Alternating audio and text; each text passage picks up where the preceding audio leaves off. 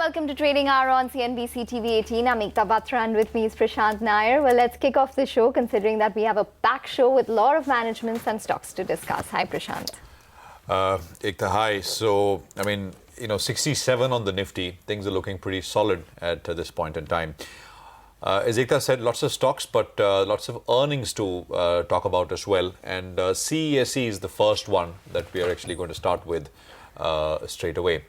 So Sanjiv Goenka is joining us. He's chairman of CESC. Mr. Goenka, thank you very much for your time. To begin with, could you explain the future prospects for the retail business, sir? More importantly, the road to profitability at the net level.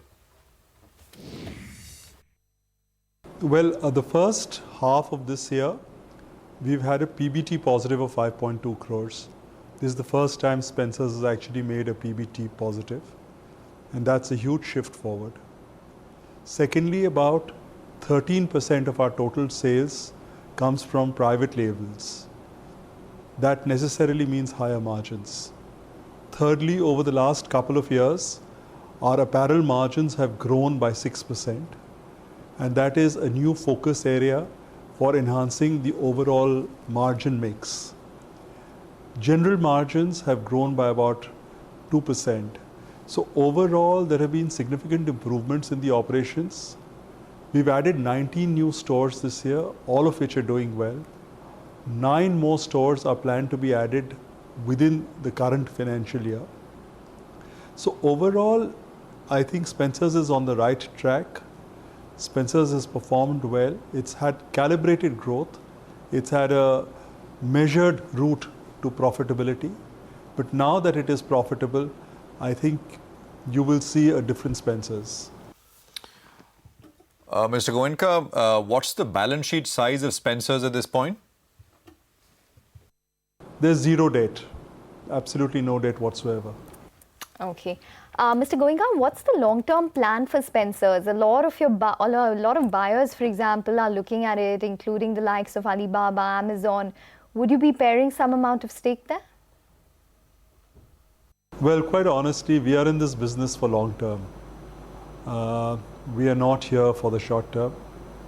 We have actually slugged it out over the last 15, 18 years. And now that the company is profitable, our vision and our ambition is actually beginning to bear fruit. As far as Alibaba or any other such dialogue or potential or speculated dialogue, we are not in a position to comment one way or the other.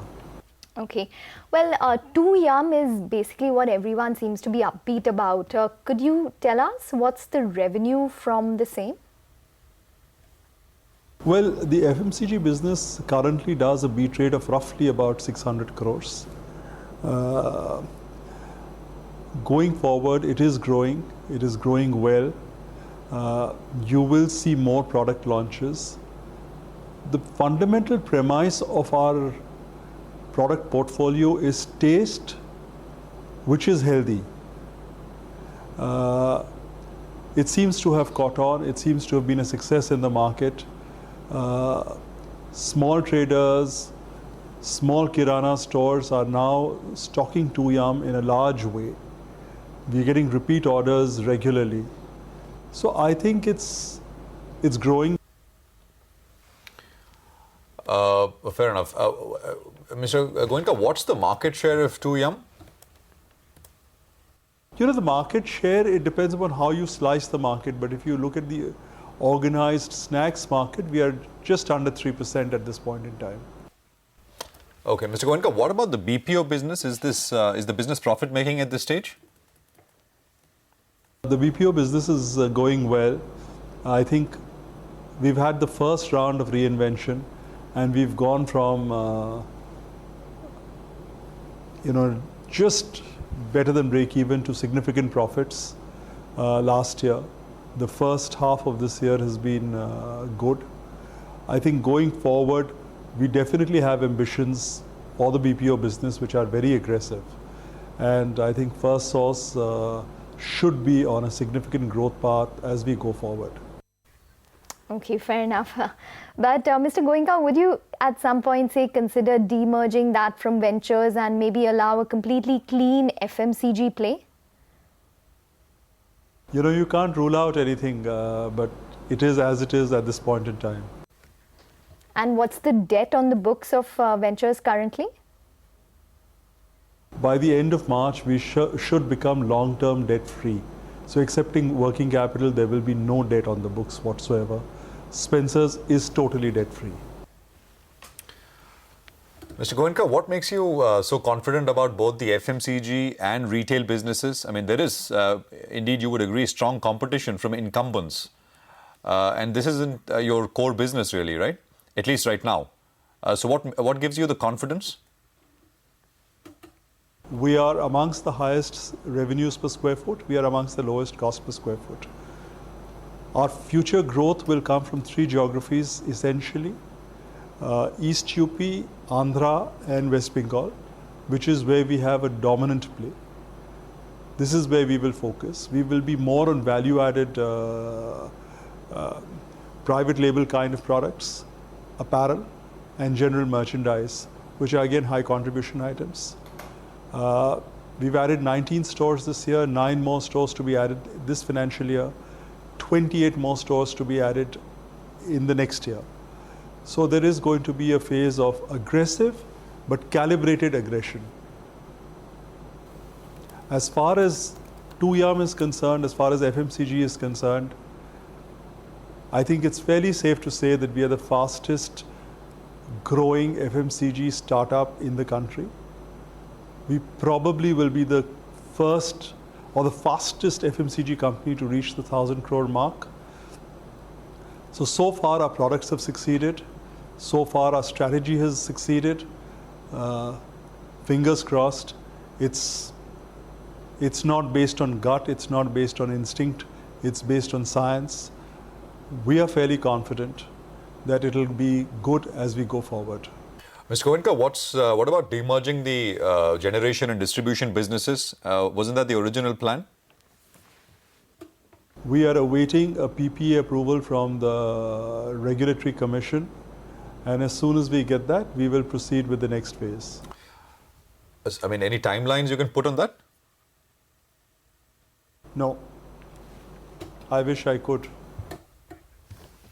Okay, all right, Mr. Goenka, we're going to leave it on that note. Thanks very much for joining in and talking to us. So that is Spencer Retail as well as CESC Ventures, which is basically the BPO real estate and 2Yum brand, which will be, which is in fact listed on the exchanges separately. And obviously Spencer Retail is the entire retail arm of CESC.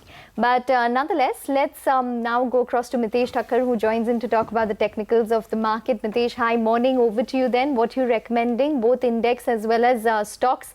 Index has been quite range bound this entire week. Good morning. In fact, it's become very easy to predict in the sense that we now very well know the defined levels, 10,950, 980 on the upside broadly and about 10,820, 800 on the downside. So I don't think we still have a signal of a trend of a range breakout as yet or breakdown. So I think that might happen as we approach the expiry or the budget day. I think, so next 2 days could still be spent, next 2-3 sessions could still be spent well within this range with subdued market activity. Having said that, on the stock side, I have 2 buy calls, 1 buy and 1 sell call, sorry. SRF is a buy with a stop at 2104 for targets of 2180, and Ultratech Cement is a sell. That's a sell with a stop just about 3700 for targets of around 3550. Okay, thanks very much for that, Mitesh. Appreciate it. So that's trades coming in from Mitesh Thakkar. Take a look at what's happening on the indices. The Nifty is up 0.6% actually nearly. The Bank Nifty is up about 0.3%. The mid-cap index is in the red, but barely so. And the small cap index is also absolutely flat. Large caps are clearly outperforming. The stock of yesterday, Yes Bank, is still up, holding about 5% higher. But it's off the lows by quite a bit. I mean, you look at the Jan futures, for example, it got to about 241.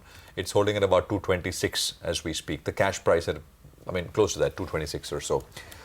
We're going to take a very quick break here, but a quick programming reminder. CNBC TV18 launches a special initiative in partnership with the National Stock Exchange on the 25th of every month. We tell you how investing in the stock market or equities makes one financially disciplined. This is a monthly program to inform and educate investors about smart investing and enabling journey to wealth creation. So catch our special coverage all through the day on CNBC TV 18.